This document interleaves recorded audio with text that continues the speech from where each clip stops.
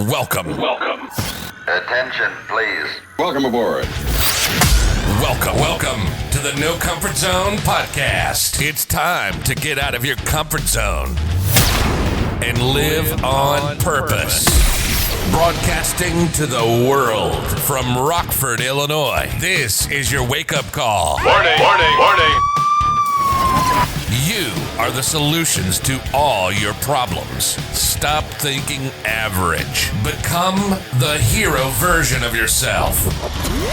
Every day, every time, without fail, no exceptions. It all matters. You've entered the No Comfort Zone. It's time for a reality check.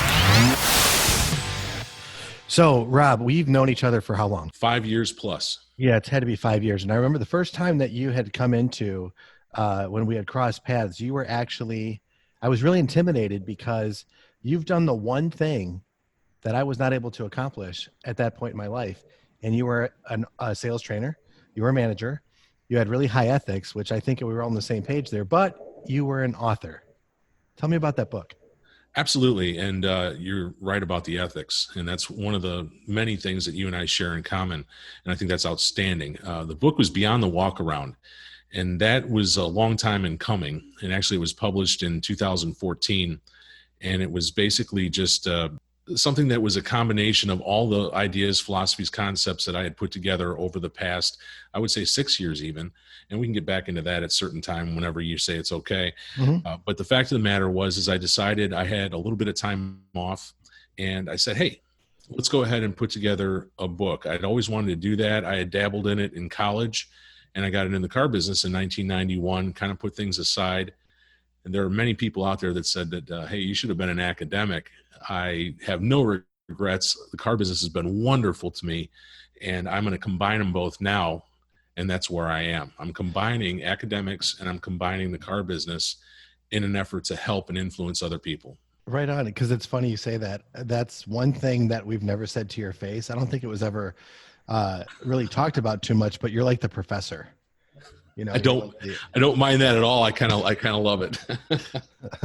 So yeah, I remember one of the things I wanted to do on this is with the No Comfort Zone podcast is to introduce you to some of the people that are listening, because we talk a lot on this podcast about adversity. We talk a lot about goals, and it's been my experience that going through challenges and getting out of adversity, there's a little blueprint that I've created that I think I notice it everywhere. And even in your work and what you do, I see the same principles, the mindset that we've talked about before.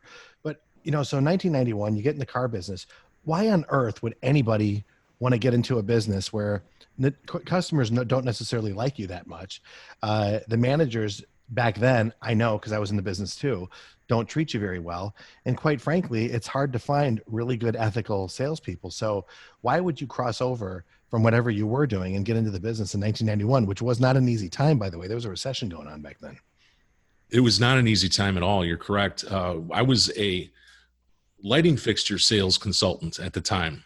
And I just come out of that. So I had a sales background and I was ready to get into something differently. And of all places, I ran into a friend of mine at a bar, and he said, hey, I work at such and such. Why don't you come in and apply if you're looking to do something? And I said, well, that sounds wonderful. I do have a background in sales.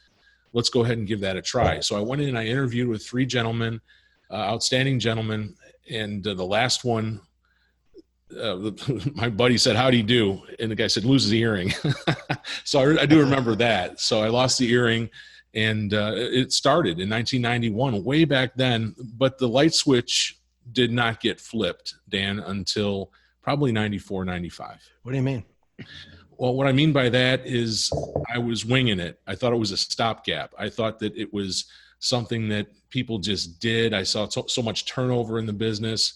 I was doing my thing, and you talk about ethics. I wanted to do things right. I never said anything that was untrue to the customer. I always wanted to treat them like a human being. I wanted to be professional because that's what I came from.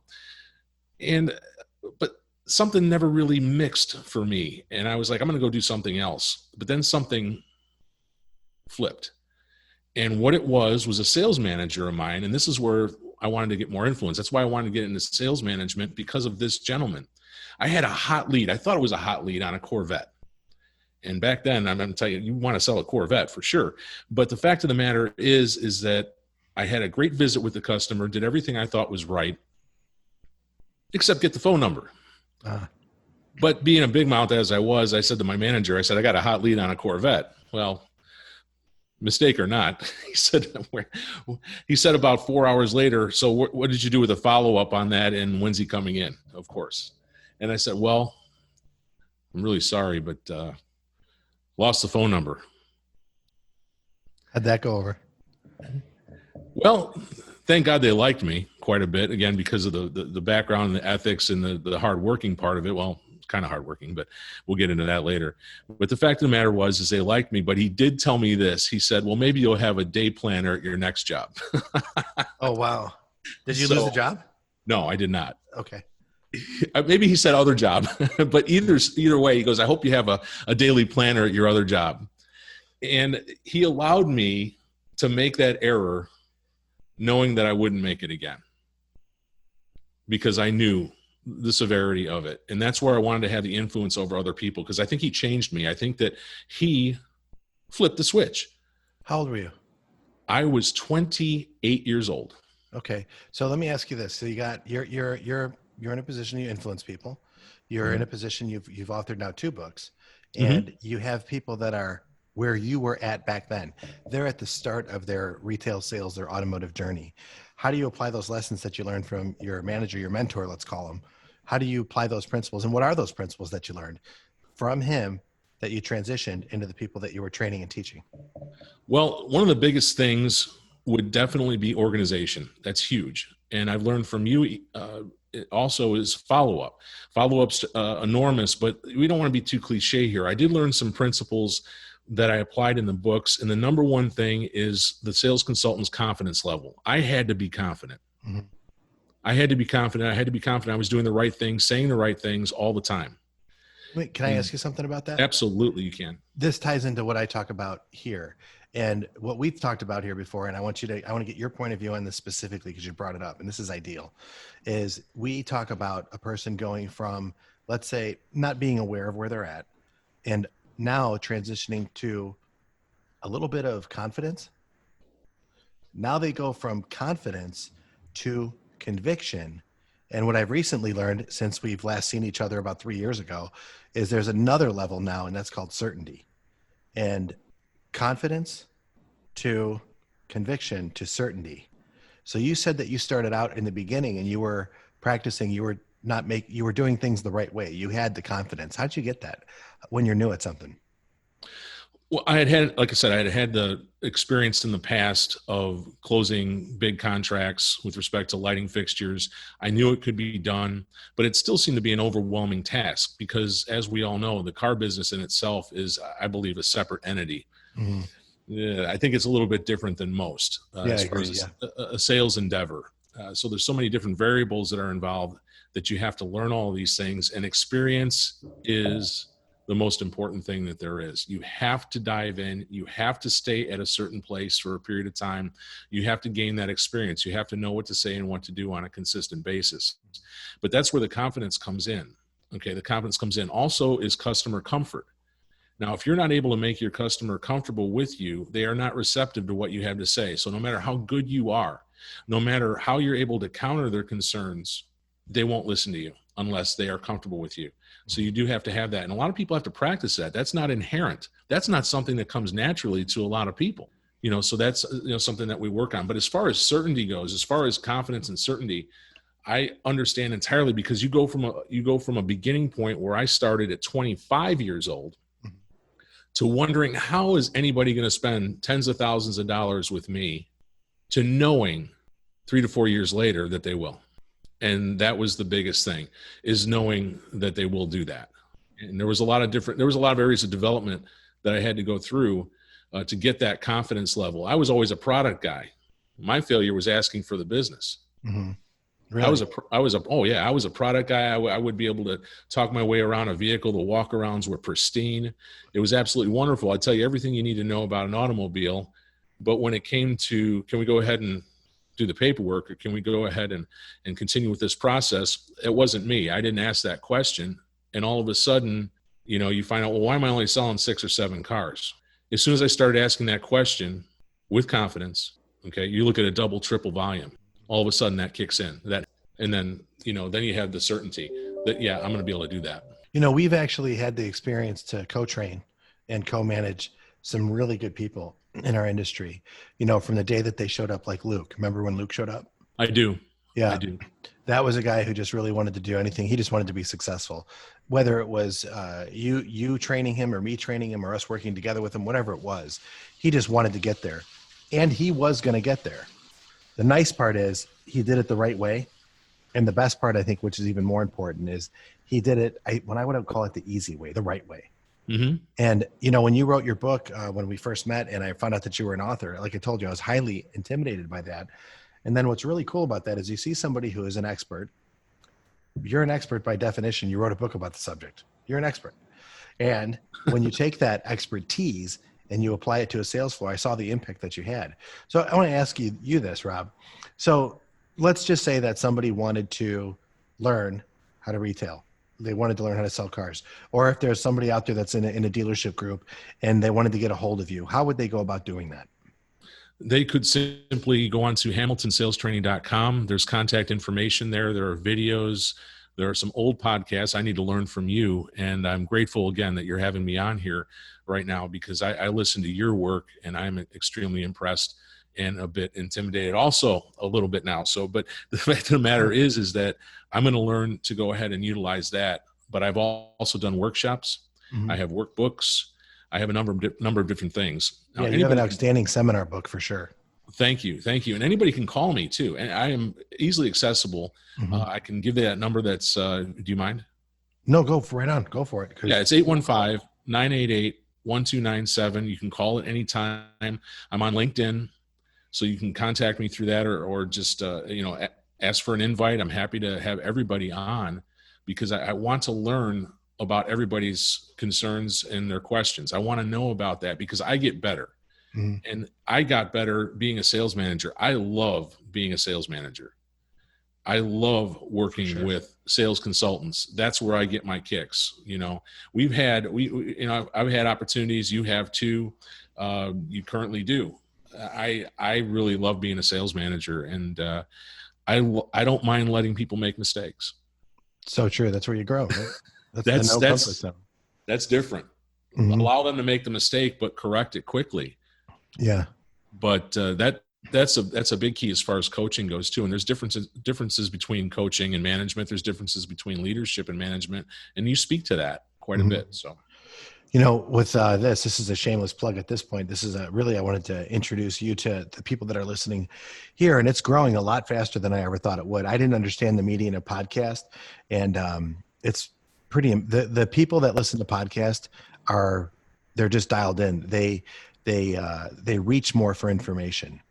They're more attuned. And so you wouldn't even believe this. I don't think we've talked about this, but people actually now go to my website, and if they're dealing with adversity, if they're dealing with going after their goals, I wanted to step away from the retail side of things because I think it might be a small conflict of interest with what I currently do, but I still want to help people get from point A to point B. And I've told you this before, if you want to solve the world's problems, learn how to sell a car. Because absolutely, you're going to deal with every objection you possibly can think of, and you're going to have to, and this is the hard part, you're going to have to put yourself second. It's your customer becomes first, just like with the coaching that I'm doing. So here, somebody goes to launchwithdan.com. It's about launching them towards their goals, and that's one of the reasons why we're on this right now.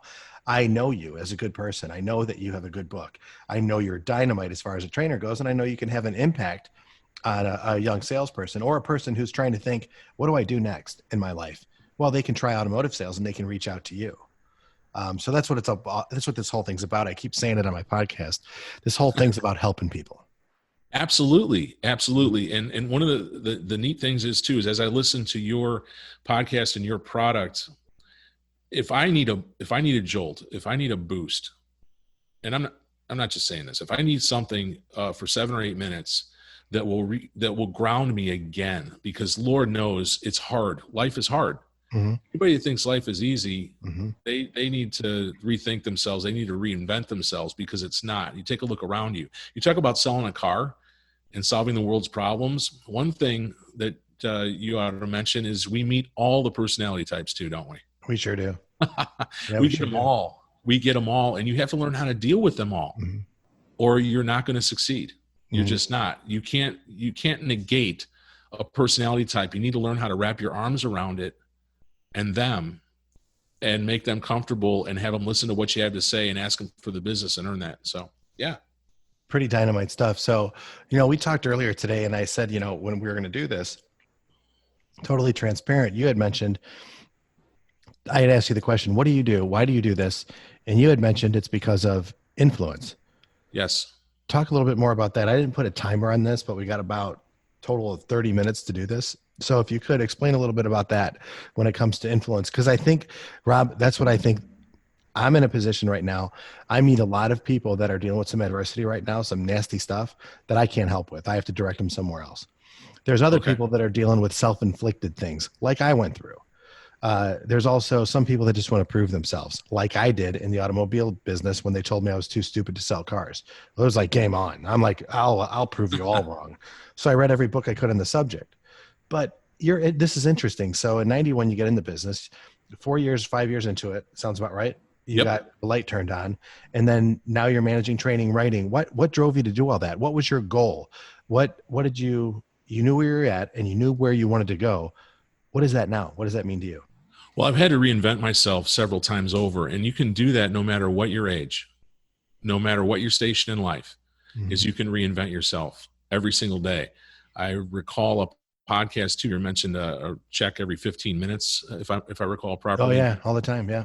Yeah. But that's extremely important, but you have to take a look at yourselves. I had probably a decade pass. I've had a reinvention, maybe at 30, at 40, at 50, but here's the situation. Even after the switch went on, the switch was flipped.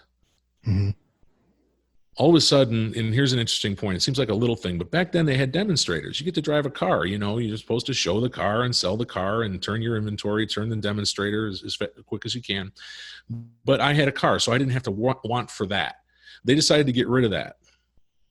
And I decided, okay, well, I'll buy a car. Well, at that time I had no credit.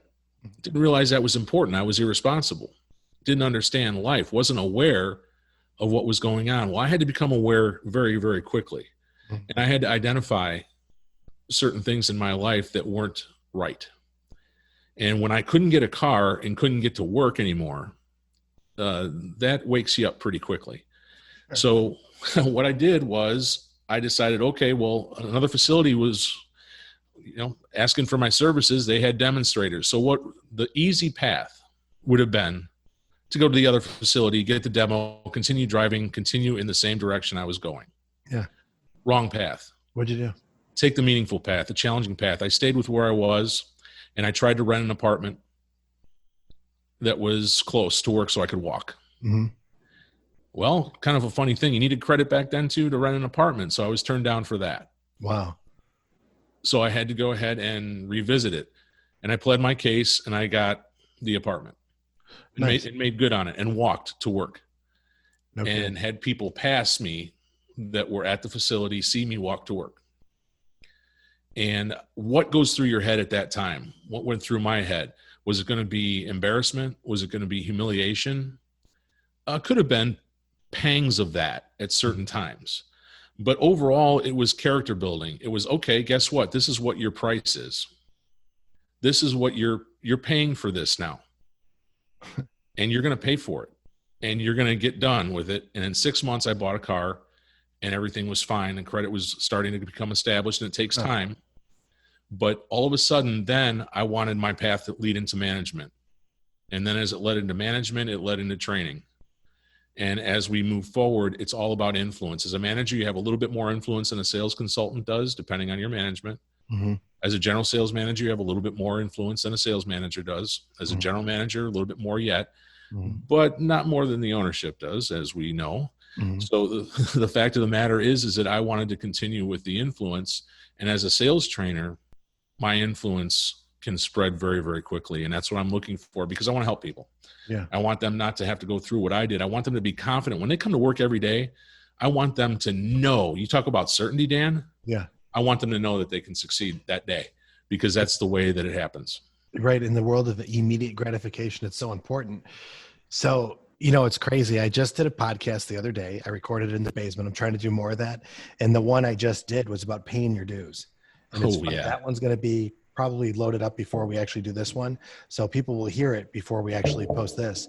Perfect. But let me ask you this. So, you know, off the subject of cars and everything else there, you know, I've seen you go through a little bit of adversity. Mm-hmm. You know, I know your dog Maddox. I know you had some adversity there. I know how much love your dogs. Right. I just, you know, your relationship, you have a solid relationship, but I've seen you go through some adversity. Mm-hmm. How does Rob Hamilton get through adversity? There has to be a tomorrow, and we're getting into another work that I'm consistently putting effort into, and that's called Motivated for Tomorrow. But you have to understand that there's that. You have to have hope. You have to have faith. And I've never been a super spiritual person, but I do have faith. And when you run into this type of thing, the choices are pretty simple. You're either going to give up, or you're going to be miserable, or you're going to find a way to wrap your head around it, think about it, and come out of it. Those are our own choices as human beings, Mm-hmm. is to go ahead and embrace it, understand that everybody has it. That is the consistency of life. If you live long enough, you're going to go through hard times. For sure. And you have to be able to handle it, or you're not going to live a very long life, Mm-hmm. or it's going to be a miserable one. And I sure as heck don't want either of those things, if at all possible. Right. Is it, you know, I want it to be a long life, and I want it to be a happy life. And so I have to embrace that, and I have to understand that those things are going to come and those things are going to happen. But boy, it is hard at the time. And nighttime is the hardest. Right. Because you get to be alone with your thoughts. Good luck. You know, it's funny you say that. The demons, right? Yeah. The fear, the self-doubt, it's funny in the position that I'm in right now. And I'm in a position where I think there's a little bit of influence, more so than I've had before. But what I'm realizing is that it's a lot harder at this level. And it's harder because there's so many people that you can let down. Yep. And leadership's a bitch. It's leadership before as a sales manager was one thing. Leadership at this level is a lot different, because I can't do what I'm skilled at, train and develop salespeople. Mm-hmm. Although I do that, but what I need to know is how to lead, how to let my leaders be really good leaders. And it's a little humbling sometime, and it's also not a popularity contest, and it's kind of difficult. But, you know, I wanted to let you know that we got to do this again. So we have to have you come back on and let me know what you're going on. I didn't know you have another book going, or you have another project, Motivating for Tomorrow. Yes, I do. And we're into that pretty well. And I'd like to put together a podcast on that as well as the chapters come out. And yeah, we'll do that. I'll set you up on the podcast. We'll do that for sure. Absolutely. And I have a list of the chapters, and we'll put everything together and whatever you want to do. But it's Motivated for Tomorrow has two meanings. It has a dual meaning. You can't be so motivated tomorrow that you do nothing today.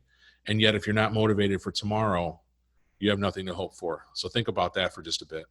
Man, that is super strong, super strong. I'm going to wrap it up. I can't tell you enough. I appreciate you taking time out of your busy schedule to come and meet, talk to the people in the No Comfort Zone, success and motivation in the No Comfort Zone. And the coolest thing is I know that our paths are going to cross on stage again, because whether you get on stage or I get on stage, one of us has to pull each other up so we can get back doing that, especially when this COVID stuff is all over with. Absolutely. I would look forward to that and treasure that time. Right on. So just everybody, I want to let you know that this is Rob Hamilton with Hamilton Sales Training. Is that correct? Absolutely.